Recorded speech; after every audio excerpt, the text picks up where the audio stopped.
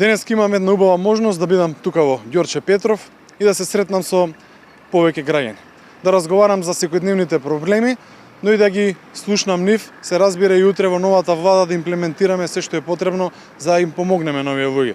Се работи за многу мали дуќанчиња, собственици на приватен бизнис, кои навистина мака мачат овие неколку години, а поготово од кога се погодени и со здравствената криза.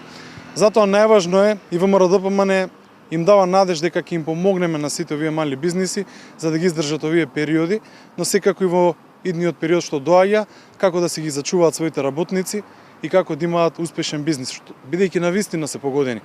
Исто така имав и убава средба и со просветни работници каде разговаравме и за сите оние предизвици кои доаѓаат во наредниот период и секако ги објаснивме сите наши проекти кои се наоѓаат во обновата на Македонија, а тоа се разбира е обнова на образованието, на науката и на културата. Во Ѓорче Петров има многу нерешени локални проблеми, за жал општинската власт тука нема слух, не се работи, ниту пак има капитални инвестиции. Во минатото се градеше насекаде во Република Македонија, еве може да се видат позади мене и делата на ВМРО-ДПМН и насекаде во Ѓорче Петров каде што се вложуваше во инфраструктурата. За жал сега ни градот, ниту општината, ниту пак централната власт не им текнува. Може они ќе се пофалат со некои проекти од ВМРО-ДПМН, како што е започната канализација во времето кога јас лично им се разбира преку владата обезбедивме средства за да се заврши канализацијата во Волково, да се обезбедат средства за 33 улици, но они сега се фалат со тие улици, но не се.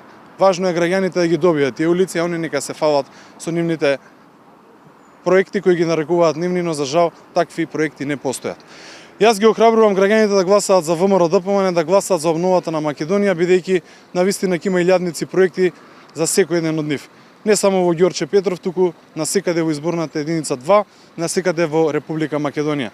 Затоа, драги пријатели, драги сограѓани, излезете на 15 и гласајте за бројот 14. Ви благодарам.